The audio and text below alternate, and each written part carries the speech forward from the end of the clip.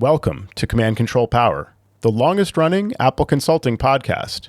For over 10 years, we've produced weekly episodes featuring epic tales of tech support and troubleshooting, discussions about managing our clients and businesses, and interviews with colleagues and vendors. For our pro listeners, we offer Patreon-exclusive shows. This private podcast feed is tailor-made for IT professionals looking for advice and guidance on the more challenging aspects of running your practice, working with your clients and employees, and managing your fleets of devices. For a modest monthly contribution, you'll unlock a world of deeper Apple expertise, meaningful connections, and a shared passion for Apple technology.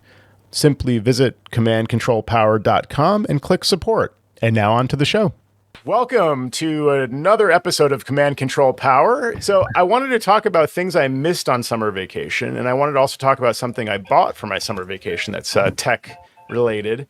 So I'll start with that. Have you guys played with any portable wireless CarPlay devices, like an add-on for your car? Sam, you have a Tesla, so you don't have CarPlay built in. Have you thought about adding CarPlay as an aftermarket thing? No, but I have an older car. I did add CarPlay, but it wasn't wireless, so I have to connect using it. Yes. What do you got for us, Joe? What's the new hotness? And Jerry, what about you? You have a Honda, I believe. I don't know if they support CarPlay. They do. Yeah, I've been using CarPlay for 4 years, and I do have to. It's not wireless. I have to connect as well. Okay. Yeah, so the wireless is a relatively new feature as of a couple of years ago, I believe. And my van from almost 10 years ago certainly doesn't support CarPlay. And so I thought about this, I researched it, I hemmed and hawed. Eventually I decided before this big road trip, I would get this CarPlay device, mainly for maps. That's the major advantage for CarPlay in my book. It's nice that messages are supported. It's nice that you can control your audio and things like that. Also third-party apps. I was actually surprised that RingCentral has an app and I can, in theory, make calls using RingCentral right from CarPlay. For me, where it's positioned in the car, since it's not built in and intended for this purpose, it's a little bit behind where my phone is mounted and it's not exactly in reach. It's not super easy for me to navigate it during a trip, but it's really helpful to have a dedicated screen that has the map for mapping myself to my destination. So I figured it's worth it, at least for that purpose. So I did a little bit of research. A little ways back, it seemed like everybody was, all the YouTube influencers were answering the question, like, which wireless CarPlay thing is best? And obviously that's because they're getting a kickback from the manufacturer. So that was I discounted the recommendations, accordingly. Like I didn't think they were all that genuine. So I was a little skeptical, but I did the research again recently and thought, yeah, it's worth it for a couple $100 to add CarPlay for this trip, to have a little bit more safety and, again, the convenience of a dedicated screen for mapping. And so I went with the CarPuride. It's, I don't know, CarPuride, CarPuride W903. So it's like I think it's a 9-inch high resolution screen. It's 4K and it's a wide screen. Oh, I see. It also, supports Android Auto, and it advertises that you can use it as a screen to watch movies on, which is really janky the way they did that. It's basically an Android-like device that if your phone connects to it automatically when you get in the vehicle, it just goes to CarPlay. That's transparent, but behind the scenes, you do see Android starting up. And in order to do I can watch YouTube that's coming from my phone on this screen. I wouldn't do that driving, but in theory, you can do that. It's pretty janky again. It's, you have to disconnect from CarPlay and then activate AirPlay to this device that's Android device that's running. So you're casting video. Yes. Yeah, you're casting to the screen wirelessly from your phone. Correct, but it's actually not AirPlay. It's like screen mirroring is what it's actually doing. So you have to turn your phone if you want to see it widescreen on the thing. So it's a little, that stuff's not useful at all. And I wasn't buying it for that purpose, but I did play with it. But I thought for maps, if you can get it mounted in a good enough place, they give you like 3 or 4 different types of mounting options with it. It was a value to me. At first I thought, man, this thing, I'm not sure it's really worth it. It's pretty janky, that kind of thing. What's the VIG? $239.99. Okay.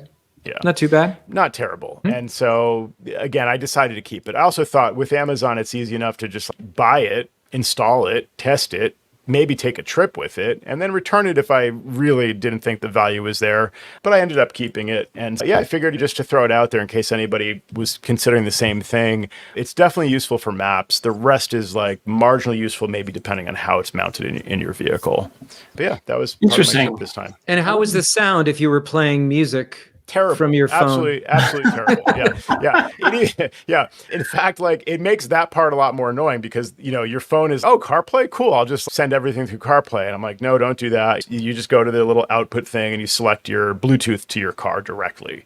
This thing has an audio jack that goes from the audio output of the CarPlay into my car has an audio input, so I just plugged it in. Even that was very poor quality compared to just using Bluetooth directly. So I would just switch my podcast output to my car Bluetooth. Every once in a while on a call, it would in the middle, I'd select AirPods and I'm talking on the phone with the AirPods because it's better quality than even the car's built-in mic and speaker and all. But it would occasionally just switch back to either my car's Bluetooth or the CarPlay CarPlay output. So I'd be talking and then I'd hear some static and then it would switch and I'd have to switch it back in the middle of a call. So certain things got more annoying, but again, for the maps, I think it was mostly worth it. I don't do a lot of like work from the road as I'm driving, obviously, like even a lot of phone calls. So that wasn't a big issue. Those aftermarkets sometimes can be really janky. Like the one that I put in, it went into the dash and I had someone install it. So it looks nice and everything, but any sort of sun glare whatsoever, and I can't see anything on the screen. Right. So when I have my Apple Maps up or something like that, I'm just like, I don't know where I'm going. It's just any bit of sun, I'm just lost. See, this one was actually designed for that. I don't know if it's a matte screen or they advertise it as like having good visibility. And that was my other question was like, is this really going to be? And it is. And you can adjust the brightness right on screen. So at night, you just bring it down or you set it to auto. But the screen on this, to your point, is actually not bad compared to some of the screens I've seen. But yeah, those Amazon return policies are sweet though. So you could do whatever you want and just send it right back in. You can get right out of your dash there. Yeah, mine is screwed. I'm screwed with that one. Right. But it's funny though, like every once in a while, do you ever get the Amazon return that says no need to send the product back? You're all good. Yeah. I love those. I'm like, yes. Yeah. And it really does. It works because I think the incentive is they don't want you to hesitate to click buy. And I know I'm buying more than I otherwise would for that reason because I know I can return it in theory. And it works. I was going to say something like adult diapers you end up keeping, but I won't say that. Yeah, don't say that. CarPlay out of the box, it works pretty reliably in the Honda. And my Honda is like 2000, I want to say 19. So it's not the newest iteration of whatever they have as the head unit in the dash for Hondas. When the sound quality is fine, it's not CD quality. And I've tried to, in my efforts to maybe improve the sound output through my iPhone, is to try to do an aux in. And my car is new enough where they decided that you don't need an aux in. All you need is CarPlay. Okay. So I just have to deal with the audio from the CarPlay. But the thing about it is it hasn't really changed all that much over the years. There really hasn't been that. And I don't know how much you can actually do with it to have that universal compatibility across many different car. Yeah. So maybe Apple's hands are limited, but I've always looked for, CarPlay's better now. We've seen in some of these keynotes, but it really is the same. The only thing that I have seen, which is a nicer improvement, is that when you ask for directions or some of the interaction with Siri, it'll actually show you maps with your preferred map installation. Yeah. So instead of defaulting back to Apple Maps, it will go to Waze, which is a new thing. But I'm quite happy with it. It could always be better for what it does. I religiously plug it in every time I'm in my car. Nice. The one thing that made this more less janky for me was that my car does have a USB port, and I'm not even sure what I think it maybe is designed for like the days of the iPod or something. You plug in a device like that, and that USB port receives power only when the vehicle is started, as you'd hope. It doesn't just sit there like drawing power when the vehicle is not running, which has the effect of the CarPlay screen turns on automatically when I like actually unlock the doors of the car, because that's how my vehicle is designed, is that it like powers the port as soon as you unlock the doors from the key fob, even before you start the engine. So that thing's starting up as I'm approaching the vehicle essentially, and then that is ready for it to connect to my phone. So it's all pretty seamless where that's concerned.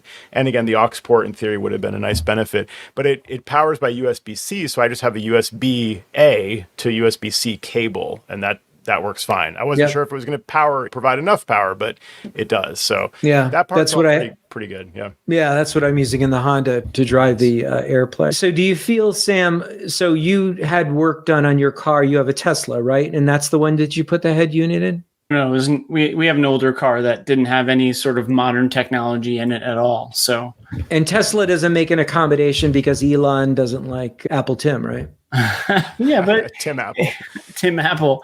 Yeah. No, but it works fine. I connect my phone and I just play music through it.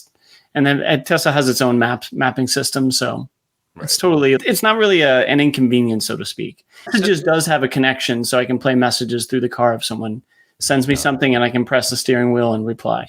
Oh, that's nice. Yeah. That's a nice convenience. And you have Spotify in the head unit on the Tesla, so if you had a Spotify subscription, you could play your playlists from that. Yeah, but I'm too cheap to get Spotify subscription. Yeah, so am I. Yeah, but I think that I was disappointed at first, to be honest, but it didn't really become a matter of a problem. Where I am disappointed is my older car, and I bought that hunk of junk CarPlay, but that'll be hopefully going away at some point. So this is interesting. Other than buying, let's say, some sort of a unique vehicle like an EV, like the Tesla, where you're already going into it knowing that you can't use CarPlay, is that going to dictate a buying decision in the future for either one of you guys? Because it would for me. I would definitely be looking for CarPlay functionality going forward. Yeah. No, if it didn't have any kind of modern, like the Tesla's a perfect alternative to CarPlay for me. But other than that, I would definitely look for CarPlay to be in the vehicle for me to buy it.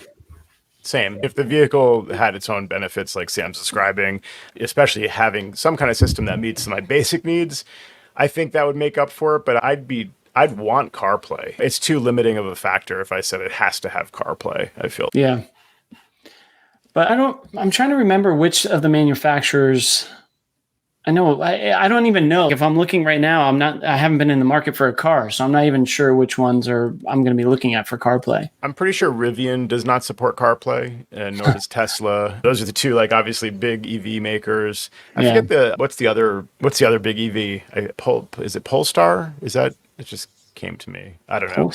I forget if there's like a third, but yeah, other than that, I don't know. It's not enough it's like the car has to do a lot of other things besides be my entertainment system or show my messages. Like, it seems like those things are more important than this or whatever. But so Sam, because you're a fancy pants and this has nothing to do with, it does have something to do with tech. You probably have some sort of a Tesla charging wall, something really fancy like that. But have you looked at that charging unit that Ubiquiti makes, and have you been curious about that at all? Oh yeah, I haven't actually. Now I'm curious about it, but I haven't looked at it. No. Yeah, you just plug your Tesla in by PoE, and it just just use Cat 6 connected in. Yeah. No, the town actually, I got a free charger for the house. The town had a program to incentivize us to get chargers, because also they borrow some of the electricity we make because I have solar. So basically, like, they said, we'll give you a free charger if every once in a while we can use some of the power that you create. And I get some money back from it too. So it actually works out well for me. I think also there's a way that your car can power your house. Some cars. Being silly. Yeah. When power goes out, your car, if it has a big battery bank, it can actually like reverse charge the rest of your equipment in the home. So that's amazing. Roy in our chat brought up, I remember hearing about this, that GMC moved away from CarPlay. But I wonder if they're going to walk that back, because I think there was a lot of pushback that they got from that. And that story broke probably about 8 or 10 months ago. Mm-hmm. Have you guys heard anything about that GMC and a CarPlay? Nothing recent. I'm not in the market either for a new vehicle as of right now, although sometimes having just the van is a little bit of a constraint for us. Like when Ashley drives it to work, I have no vehicle, and it's a lot to drive a van to go get groceries sometimes. But yeah, I think when I start looking for a vehicle, if and when, I would definitely that would factor in. I'd be paying a lot closer attention to this news. But what influence do we have? Pushback. I guess the thing is, iPhone users, it's a good market, right, for a car maker. To your point, maybe they do take that under advisement when people start to complain in the news that they're not supporting it. I'm still waiting for the Apple car. Yeah, keep waiting. Just for clarity's sake, Joe, when you say the van, you're not talking about the motorhome. You have a mystery van like Scooby-Doo? No, I have a Sprinter van. That's the RV. So it was upfitted by an RV manufacturer to be a camper van, but it's a Mercedes Sprinter, and that is our daily driver. It doesn't have. It's not what you call a Class C motorhome, like where you take a van, essentially shell, and then build out from there or build up or back from there. It's literally just a self-contained van. So the RV is inside the van only. So it takes up as much space as a very large, like FedEx delivery van type thing, which makes it's a little big to drive around some small residential streets. And occasionally there's a parking lot where it's just too small to find a good, suitable parking space. But for the most part, we get around with it, and it is our everyday vehicle. So now, is that what we saw in Las Vegas? Yeah, okay, so it was a Sprinter. Phoenix. I thought It wasn't Vegas. No, it was then. Phoenix, I think. Phoenix. Yeah, that's the van. Yeah, that's Las the RV. Phoenix. Because somehow I was thinking that it was some sort of an Airstream kind of silvery kind of thing. It's white. It's a big white van, some silver accents. Silver, on it. white, whatever it I is. remember it. You don't remember this at all, huh, Jerry? I remember seeing it. I thought it was some sort of an Airstream.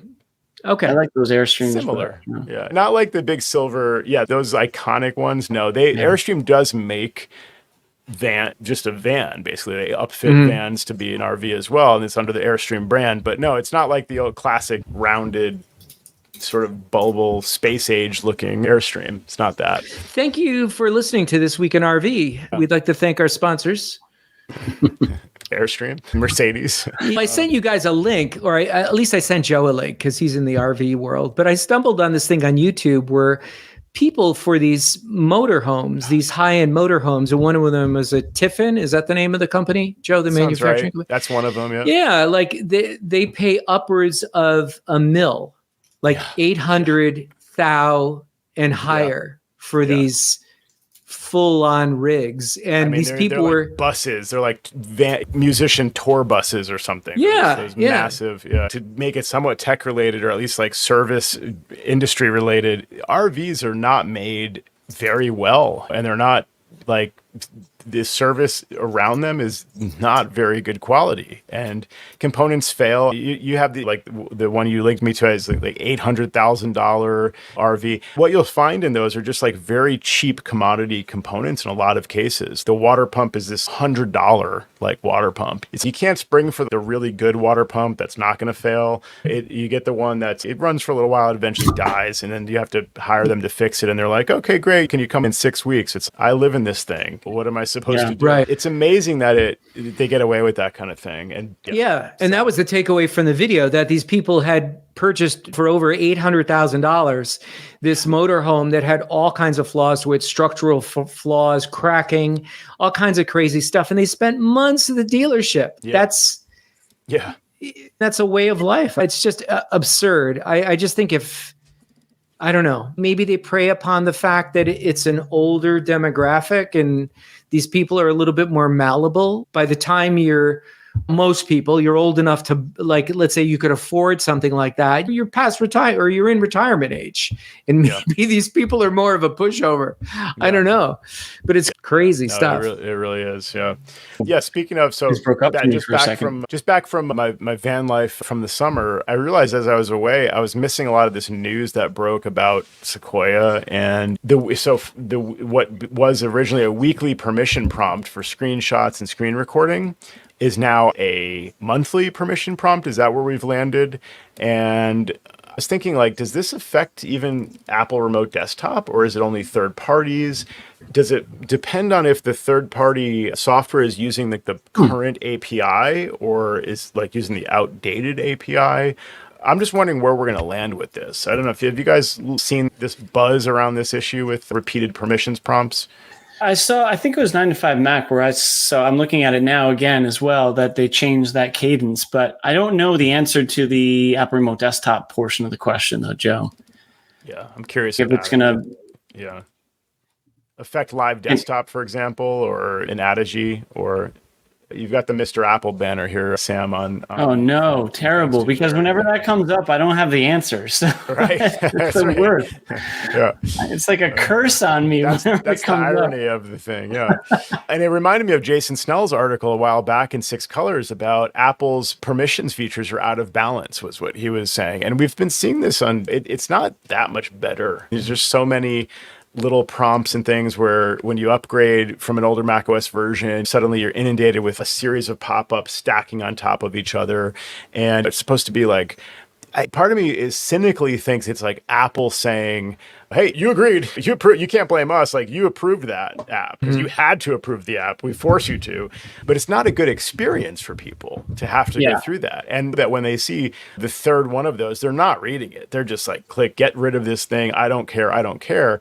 And so it's really not having the actual supposedly intended purpose of getting somebody's approval that some serious thing is happening, like this thing is listening or this thing's watching or this thing can read every file on your disk or whatever it is. So I agree that this is better than not having those controls, especially in the modern era where you can just download an app and have it. You don't want it to have full access to certainly read and write system level things or even read and write all your data. But there's got to be a better way, right? Better system of prompting and a more sensible way of when to ask and all that. Yeah. I think similarly, though, there's going to be an MDM functionality there. So I think in a business sense, like I was looking at the Apple's developer page for that, it looks like there'll be a key that we can set and toggle to like a Boolean on off, basically. Mm-hmm. So at least if you're in a business environment, it should be okay, Okay. But how many times have you remoted into a client computer that has used MDM or that you've enrolled them with MDM and you go into privacy and security and all the functions are turned off? Even like ones that they use every day, like Zoom, the accessibility or full disk access for some Microsoft product or Google Updater, and all these things, just as a rule of thumb, for most of these people should be on, and it really impedes the performance of their computer because they're wondering like why Google isn't working right. And it's, well, Google fixed that in an update, but you've got the update slider slid off through no fault of their own. It's really frustrating. I very frequently, that's one of the first things I do is when I remote into a client computer, I'll go into privacy and security and I'll just review all the things that should be turned on by default. So are you saying, you said even with MDM, are you saying even when enabled via MDM? Or are you saying even though they have MDM, those things are not? Yes, even though they have MDM, those things are not on by default. Okay, I got you. And I'm not saying, oh, they should be, but there should be a way for us to say, yes, we want this person to whatever Zoom is asking for. Yes, we want them to have that Zoom functionality. There's no way for us to control. It depends. For example, with Backblaze, I'll do full disk access through MDM because I can just I created a profile using Adigy and I push that out to the clients where they're using Backblaze. But yeah, Zoom, you can't allow screen recording, right? That big one is the privacy. But that's the privacy piece. Apple doesn't want an IT administrator to be able to enable someone's camera and microphone. That makes total sense to me. I agree with that, even though it's a limitation. In theory, it does. Yes, Mr. Apple badge here, please, because I feel like I'm getting into it now. In a court of law, that makes perfect sense, Mr. Apple. But for when I'm dealing with Mr. Customer, they're wondering why they're having problems, and that's why they're reaching out to me. And it's because a lot of these privacy functions are not enabled. Can I also make just one other thing, because I've seen this out in the field a lot. If you do turn that on via MDM, if you do enable some of those things, not camera and microphone, of course, they don't show up in the privacy and settings area. So even if you turn on, let's say, accessibility for Zoom, it will not actually show as enabled in privacy and security, which throws people off a lot. So, shouldn't it though? Like, philosophically, because shouldn't the customer, the user of the computer, be able to go at a glance and see what has access? They can if they go into profiles and they review and understand how to interpret that stuff. But wouldn't Apple want them to have a very clear understanding of which things we've granted full disk access to, for example? Or I'm not defending the practice. I think it might be a bug, where it's just not properly doing it. I don't think it's on purpose. So sometimes I have to go into the profiles pane and see, is this setting on? Did I actually do my job? Is it getting there? But it doesn't actually show to the end user or to myself if I'm looking at it. So it can be very confusing. Yeah. That's actually, Roy actually pointed out that there is a bug where the toggle show off, but the feature is enabled. That's even worse. Yeah. You think that it's off, but it's not. Yeah.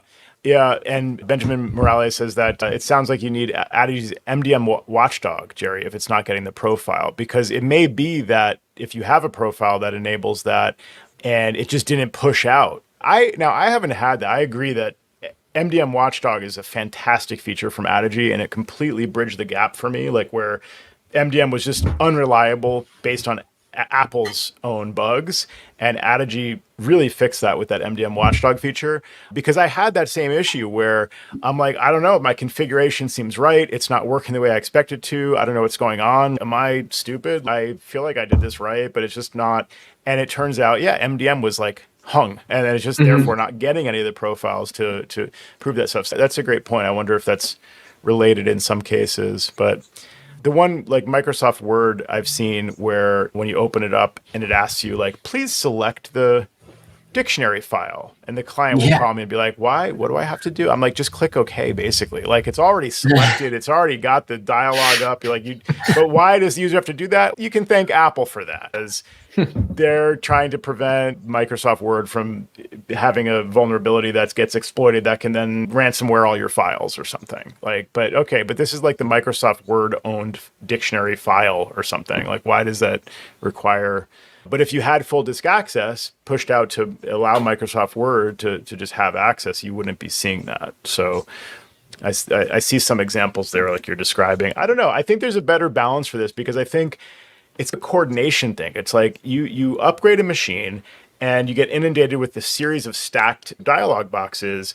And again, the user gets just dialogue fatigue, and they're not going to read each one, and they're not going to understand what each one says and whether they should do it. And it's just going to be a boy who cried wolf situation where they don't. Now, when there is a prompt, hackersoft.com wants to read all your data. They're just like, okay, just get out of my way. So that's not a good thing. Yeah. Yeah, no, I think that you bring up a great point too. I've been trying to battle that where I've been setting up, like I've talked in the past as well about trying to set up automations for the new enrollment of a Mac and get all the apps installed. And there's some cool tools out there for that. There's also like some MDM profiles to like basically pre-approve background items and notifications and all that stuff that I've been trying to get better at, so that it limits exactly what you're talking about, Joe. Because I agree. The user will get total fatigue and just be like, well, okay, fine, allow. Like, who gives a crap? And that's a bad thing that's going to happen there. So it is a challenge. It is truly a challenge to get all that stuff going. But if you get it good in one instance, hopefully you can recreate it elsewhere. Which is the beauty of, again, like a system like Adigy, where it's multi-tenant, you can have that template of, okay, I've got this dialed in, and now I'm going to use this for all these different clients. But I would like to see Apple solve some of this, have a better interface. Don't stack up a series of boxes. Recap it. Like, the following things are asking for full disk access, on, off each case, and then save. Are you sure you want to save that? Yes. Okay, done. Maybe like a little fish that follows them along or something. Drag the little fish, exactly. Take a page out of Mike Bombick's playbook. Precisely. Yeah, maybe it's, I don't know, maybe this is an overreaction, but it almost seems like it's just too much. They just keep on piling more stuff under privacy and security. And like you said, Joe, they wave the flag of, hey, we asked you, and this is why we have to have all this stuff here. And you're right. A lot of users don't give a crap. They just want to use the tool.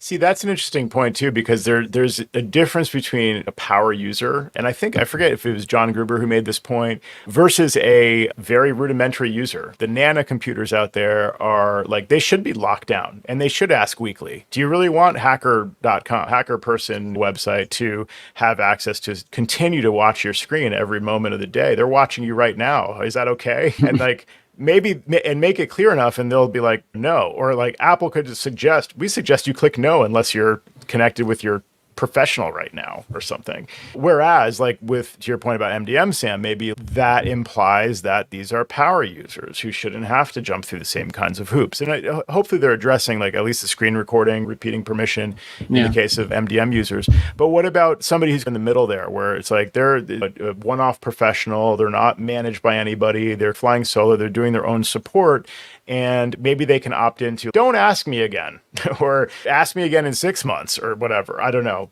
It should be some maybe adjustments to that instead of just Agreed. Nothing. Yeah. Yeah. Or for privacy and security, and again, this would never happen, but something where it's like a best practice, like suggested mode. And for the basic user, they do that. And some things are already auto-enabled. And then if in fact you want to get more granular and dial it in, there's an advanced mode. So you could turn on advanced mode, and then you can go in there and tweak all the knobs and flip all the toggles that you need to. But there's like a best practice setting for the standard user. Yeah. Sure. Yeah. Yeah. Some kind of blueprint even on the MDM side for like power standard and just like. Now we're talking. Now we got something here. As a side note, I think Kanji does something like that, but I'm not 100% sure, like some kind of blueprints for users. But yeah, I agree. I think there's got to be something or I also like the interface that maybe you were talking about, Joe, where it's like instead of just those like 30 notifications up, maybe like a window in the middle of the screen that says these apps would like to do this. Would you like to a little bit cleaner of an interface? Cleaner, totally. Yeah. Yep. Yeah, with the summary and okay, it takes a little effort from Apple because the app opens and that's when you get the prompt. Okay, I understand like how that technically works. And when you have 10 apps open at login because they were left open before the upgrade, or you have them configured to open at login, now you just get a stack of individual prompts like, okay, they should just pause, let the app open. You don't give them permission yet, but you just wait and see if you have, maybe there's like an initial window where nothing's allowed and it's waiting for a minute until everything finishes opening. And then it just summarizes what those requests are. That's what I want to see. And a cleaner looking, very much clearer interface. Yeah, I think the issue with, I don't know, I guess with MDM, that's one factor. With power users, that's another factor. There's a balance there that they're not hitting. I think I just want to see them work a little bit better. There's a vision that's not happening. It's more micro-managed, these things. And there's nobody who's like standing back and saying, what's our vision for this? It's like, where's my human interface guidelines for this? You guys got to, they're probably not going to fix it, but it's gone from something that we've lived with for years and years, and it wasn't perfect, but it was manageable. And now we've got something that it's like all these nested settings, and it's, okay, this is why, because we needed to go into this subheading and we needed to enable this. Or it was turned on, but now we have to turn it off and turn it on to make it work properly. Yeah, it used to be that you'd unlock and then you'd check a box. Now you flip a switch and then you put in your password. It's okay. So we're just like, it's just this moving target. Like what password did they? How many times? Yeah, what password did I put in there? My iCloud password? No. I love answers like that. Yeah. I don't have an iCloud. What is my iCloud password? I don't have one. I don't have a password for my email. Yeah. It sounds silly right now, but in the future, like there'll be pass keys and maybe you really won't have a password for certain things. You'll have a fingerprint or a biometric thing. But the other thing I wanted to say is, okay, Backblaze, their whole business is having access to all of your data. That's every single person who installs Backblaze needs to give it full disk access. And and Apple makes Backblaze jump through the hoop of same thing as Mike Baum, drag the little fish, or we're going to open up this window and we're going to open up this window and you got to drag this thing over here. Like people are like, that's a great point. What? Yeah. It's make an exception. Backblaze has their software is signed. Okay. So we know that you're signing this particular app. Maybe go one step further and say, if it's signed by Backblaze and it matches this application identity or whatever, it's an exception that's automatic, that's granted to Backblaze. Even though it's not distributed through the Mac App Store, we can still do that because the software is signed. And okay, does that mean that now Backblaze is a bigger target for a malware vendor, a malware author to target Backblaze because they have that exception already? Maybe there's some reason they don't want to incentivize people to exploit Backblaze, but Apple could easily revoke that if there is a malware. Or just jumping on your idea, Joe, or at least something where it happens in the same visual window. Yeah, we're going to have to do this. It's going to open, I don't know, show you something where you do have to use Touch ID or something. It is a secondary action, but if it's right there for you, it's a little bit easier than go here and click on this button and then put in your password. Right. So, I agree. It's an interface thing too, but then again, what's the point if I don't know. Maybe it's as part of the licensing step or just like the first initial step of the installation. It would be like, we're going to install the software and it's going to have access to your whole disk. Is that okay? Right at the very beginning, like to your point, it's just a better interface. I got you. Yeah, and Ben's asking, are we talking about MDM profile not working? That I think that was a side point that Jerry made earlier, where there may be exceptions where that doesn't work. That absolutely works for me. Like when I have even a residential client that's managed in my MDM, if they say, hey, I installed Backblaze on your recommendation and I don't know if it's working, and I get the alert in Watchman that says it doesn't have full disk access, I can just click a button and deploy the profile and they're solved. That works well for me. I'm talking more about the case where it's the one-off client who's not managed, not hiring someone for their support, and they just go and install Backblaze, maybe on my recommendation, maybe just generically. They have to jump through a hoop that just seems to me like not a great design for them. And I would just like to see it be more clear about what's happening. And to me, it's never sat with me well to go to system settings, find a preference, find a sub panel of that preference, flip a switch, check a box, whatever the interface wants you to do, and then put in your password. Like, you shouldn't have to know to go and do that. It should just, like Sam was saying, it should just ask you in some clean way where, like, maybe the exception that Apple grants Backblaze is that they're allowed to ask and they're allowed to give you a checkbox right there in the installer if they don't want to just give them a blanket exception. Yeah, obviously there's MDM, but I think, like, to your point, like a lot of home users might use Backblaze. So right. In an MDM world, perfect. Do it, done. User never sees anything. And like that, Nana needs to install Backblaze. She's going to have a hard time doing it. Yeah, right. Exactly. Yeah. And I just, in general, this whole interface needs a lot of work. I hope it happens in whatever's after Sequoia, because it doesn't seem like it's happening during Sequoia. In fact, it's getting worse before it gets better with the third-party screen recording needing regular permissions. It just seems, that needs help. So I think it's Papoose Lake is the new one, the alpha. Okay. Sequoia. Is that in California? No, it's in Nevada. But that's not going to work then. No, I like the name though. Yeah, maybe Apple's moving their headquarters. It's Papoose Lake. Wow, reminds me of my favorite food, pupusas. Oh yeah, what is that? Salvadorian. Huh? No, my family background is Salvadorian. They're just cornmeal with stuffing inside of them. They're really good. Oh, that sounds awesome. Like an They're arepa. a little thinner, and arepas, like usually the ones I see are a little bit thicker, and they're stuffed from the side. I don't know how we got into this conversation. Yeah, I'm getting hungry now, man. We got some good arepas. My stomach's growling as I'm talking about this. I'm going to have to order some.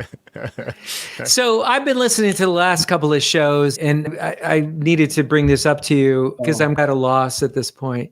I really haven't heard any I'd like to get some serious whining again about 1Password. Got anything for us, Sam? Whining? I got a banner for this, Jerry. Yeah. I got a banner for you. That's my personal whining is 1Password. For the people that are just listening and not watching the YouTube. Yeah, I whine about 1Password a lot. But I have legitimate issues, and no, you guys are, instead of offering any advice, Jerry's just wah, like you're baby. Jerry sends the crying baby meme and all this stuff. I have to say it's better for me lately. Sam, has it improved at all for you? Because I go like days now without having to 1Password had an issue. Reload 1Password. Where the extension crashes. Much better now.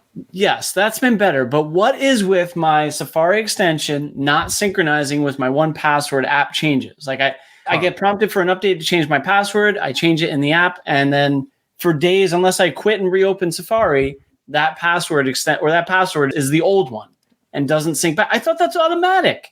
Jerry, you brought this on yourself, by the way, in case you're getting annoyed with Sam. I'm happy. Come on. I'm happy. I'm enjoying it. Riled up. All you had to say was 1Password. Why me? Why me? I have to say it is better. And I still have, it's not as, I remember when it worked more reliably, and I miss those days still, even though it is better. It's not the way it once was. So Ben Morales says, find a new girlfriend, Sam. Yeah. Bitwarden. Yeah, you haven't tried Bitwarden, but that's interesting. Yeah, I like that. LastPass? No, I'm just kidding. Yeah, you just never know. You're going to be out of the frying pan it into the fire in some cases, right? Bitwarden, you could self-host, I believe, right? You can buy the self-hosting package, I think. I haven't checked it out. I do have something completely unrelated to 1Password, though. I was just thinking about this the other day. So lately, I get AARP newsletters now. Jerry, you know what that's like. So they come my way. And I write articles for them. What are you talking about? Yeah, seniors getting hacked. But it never says Jerry Zigman of Command Control Power. It just says of Mac. No. MacWorks, Right, MacWorks. Yeah. After all these years, Joe, we still can't get him to do it. I know. But so we were out at the beach actually with my brother-in-law and some people and stuff like that. We're out on tubes, and one person had one of those sealed bags for your iPhone, so you can use it in the water and things like that and not get it damaged. And he fell off his tube in the water, and the iPhone just sank. It just went right down into the water. We're all thinking of all these different things. I'm like, it's a shallow area. It wasn't too deep. So I was like, let's sign into your iCloud account and let's see if we can do Find My from there and see if we can hear it or see it light up under the water. Yeah, and everything. And then as luck would have it, when we signed into his iCloud account, it said it had not checked in since yesterday morning, like the day before. I'm like, how can that even be? I'm like, there's nothing wrong. You've been using your phone. It's active. I don't understand how it couldn't have seen your location for an entire 24 hours. Right. So that kind of sucks. Huh? He might have been visiting, right? And he wasn't home, so it wasn't on the known Wi-Fi network. So cellular was turned off. Yeah, cellular was on. He was like talking with his friends, like being like, "Look at me, I'm on the water." And then 2 minutes. Yeah, but not iCloud syncing, right? You could turn off iCloud syncing. Find My should, definitely work. You know? How do you know he had Find My enabled? Because that's what I did. I signed into it. Were you not paying attention to my story, Jerry? I just heard that it sunk. Yeah. So anyway, I was checking my email. So this goes back to this story. Just let me preface this, does not have a happy ending, but it goes back to an AARP newsletter I got. 10 things you didn't know your iPhone can do. So I'm like, wait a second. Swim. Yeah. So I looked, and one of them was it, and I can never say this word correctly, but a magnetometer or magnetometer or whatever. So it can use the tool inside the iPhone to find basically metal. And it's built into the iPhone. You can just use an app that you can download to find, and you can use that to find another iPhone. So we were under the water with a case on a phone, seeing if it would scan close enough, but you had to be really close. So it was like near impossible to do. But I thought I was the whole time I'm like in the water, I'm like, I'm going to have a great story for the show. Yeah. I can't believe it. And we never found it. And we made fun of him, obviously, for the rest of the day. But so it's supposed to work as a metal detector?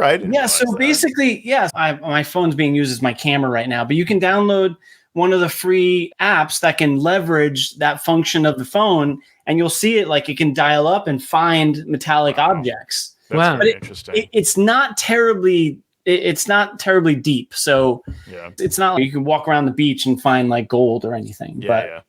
I thought that was interesting, and thanks to AARP for that. Yeah, and you were in Long Island Sound, so the water is murky at best, right? If not like impossible to see. So it's not like you guys could have put on goggles and really. We tried, but it was a miserable effort. Yeah. There is a series of videos that occasionally will pop up in my YouTube feed of magnet fishing. So this is like where people go to a bridge that's highly trafficked and people taking photos. Whoops, I dropped my phone. Or maybe somebody commits a crime and dumps the weapon somewhere, that kind of thing. So they pull up all kinds of stuff. You get a very powerful magnet on the end of a fishing line, or probably rope would be better. And then just drag it around where you are and just lift it up. That should work to pick up an iPhone, I would think. So maybe let's go magnet fishing, guys. Yeah. Especially if it's in a waterproof case, right? It's probably still good down there. I'm sure it's still alive, but the battery, I'm sure died. But you can still find it with the magnet. This is probably a good opportunity. I'm not a member of the AARP, but I still have some useful tips sometimes. This happens occasionally where a client doesn't have Find My iPhone turned on, which is like, why don't you have that turned on? Right. You know?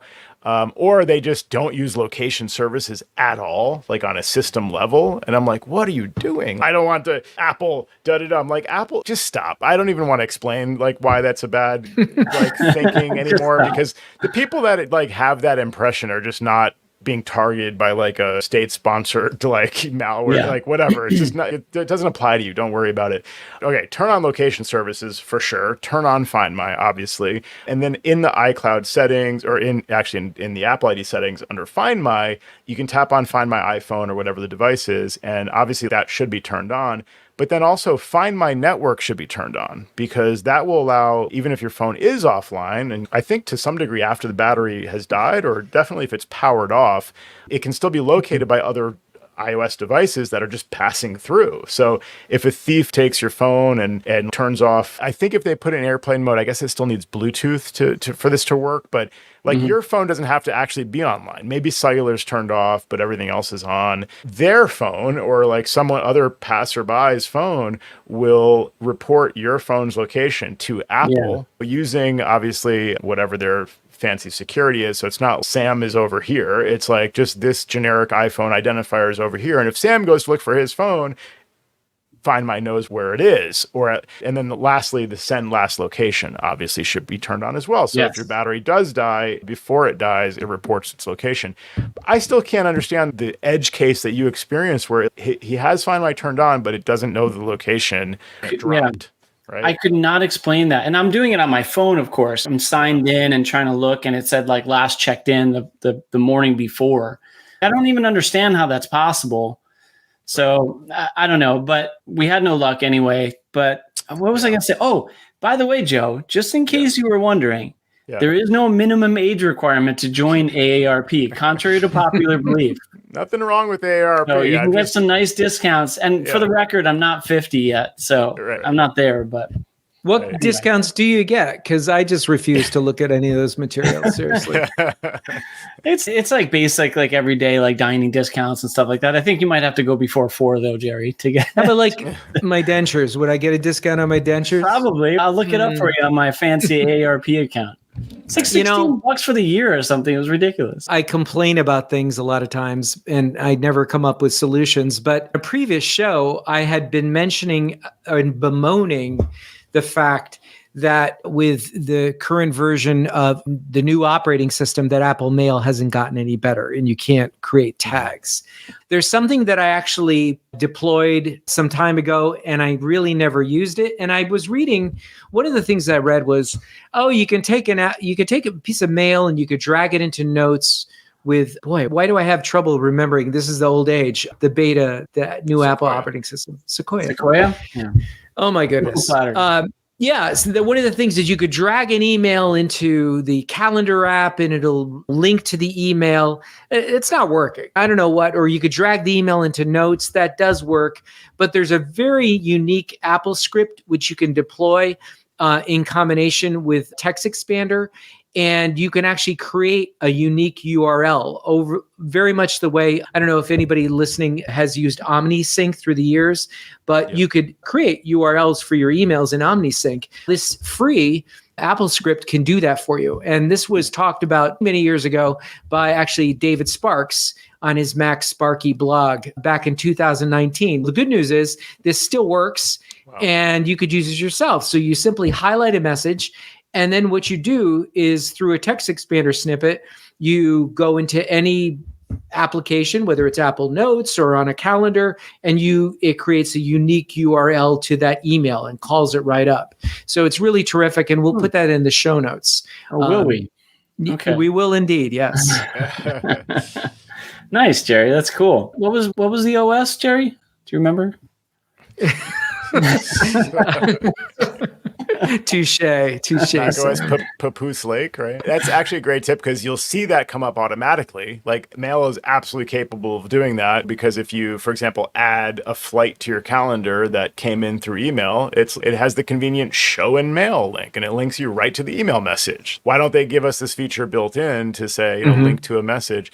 As a little tip on top of a tip, you can do this in a lot of apps where you use the share sheet. So you can go to share, and then sometimes the app will have a like copy link function essentially. And that just works on your own system. If you're already in the app, typically it's not like a generic public link or anything like that, but you can sometimes get that. Like I use Things for my to-do list and I use Day One for journaling and things like that. And you can take an entry in Day One or take an item task in Things and you can click share and then in in Share, you go to copy link, and then you can copy and paste it into Notes, like your example, or other places. So that's pretty cool. So that text expander can actually do that. I imagine it must need like an Apple script or something as well. Yeah, the full directions are in this post from David Sparks, but still works in Sequoia. So that's a great thing to continue to use forward. And I've had no issues with Sequoia. I'm running the Apple AI version of Sequoia both on my phone and on my Mac, and there's been no showstoppers. Everything just works. I saw a recent post. I wish this happened to me, but somebody was remarking about a weird AI issue that they had. And somebody chimed in on this group forum post and they said, yeah, I was reading that. And I just kept on reading it as Weird Al instead of Weird AI. Weird AI. And it was terrific. I had a really good laugh that just one little font character off. It does look like, I think that's why that company that did the AI pin, wasn't it like, was it lowercase? I forget. Because the way it does look like Al, capital A and lowercase. Yeah. Have you guys heard any skepticism about AI? I feel like we need to get ready for the vague woo, concern about AI. Like I had somebody say, I need to buy a new Mac. This was just a friend, not a client or anything. And I said, anything you get in the Apple store, any MacBook Air, they wanted a desktop. So Mac Mini, even the current Mac Mini before the new one comes out is fantastic. It'd be a massive upgrade to your 10-year-old Mac Mini. Mm-hmm. And they said, well, actually, I want to get an old one before the new ones come out. And I said, why? And they said, I want to get ahead of this AI thing. And I said, the current ones will do AI just great. Any Apple Silicon is going to be fantastic for that on a Mac. But the new ones will be even faster. It's like your choice, current model or the next one. And they said, no, I want to get ahead of this AI release that Apple's doing because I don't want it. And I was like, they don't want the AI version of the Mac. Yes. Yeah, I wrote that article for the ARP magazine, by the way. That's where they're getting their bad info. Yeah. Okay. Make sure you buy an older Mac because you don't want the AI version because it's going to steal your stuff. For this, we can credit Jerry Zigman of MacWorks, not Command Control Tower. Sure. I don't want to be associated with that kind of advice, but I had to explain. It's a little awkward too, trying to tell somebody you totally have the wrong understanding. Yeah. First of all, the AI out there, you can trust Apple if you can trust anybody. And the way they've implemented is they're doing any processing they can do, they're doing it on the device. If they can't do it on the device, they're doing it in the Apple AI private cloud. So it's under their control. And if it's better handled by some third-party large language model like ChatGPT or whatever it is, they're going to ask you probably to an annoying degree every time if you really want them to send that out and hand off to ChatGPT. And by the way, you can turn it all off. So what are you afraid of? Okay, maybe in the future it'll all be forced on you. I don't think so. But that's also an OS level thing, so just don't upgrade. I don't know. It's just vague concerns. People are worried about AI robot overlords or something. So there's going to be more. Instead of iOS, they could download the Imbecile OS and put that on their computer. Maybe I should have just said that, this friend. Yeah, that's what the I stands for. But there are legitimate concerns about AI, but this is not that. Yeah, you could turn it off on your Mac AI. And on your phone. Right. Yeah, there's an on-off switch. Right. So of course. Yeah. Nothing to be scared of, people. Move on. Yeah. Right. Nothing to see here. Yeah, don't worry about Weird Al. It's fine. It's fine. I look forward to your next AARP article, Jerry. Let me know. That's right. Yeah. Maybe I'll subscribe for this quality content you're writing about AI. 10 things I didn't know my iPhone did. This is amazing. That's pretty cool, though. Yeah. Access it like a flashlight. I think that was number one. I was like, I knew that. Flashlight, I knew. Yeah. Oh, man. Good luck out there, everybody, navigating this weird new Al world we're in. And good luck navigating these conversations with your clients and all. And thank you for listening to our humble little podcast here. We really appreciate your listening and we appreciate your support to our patrons out there. So join us at commandcontrolpower.com, sign up for our newsletter, and pledge on Patreon if you can spare a little bit for us. We really appreciate every little bit you can help. Thanks so much, and thank you all for listening to Command Control Power.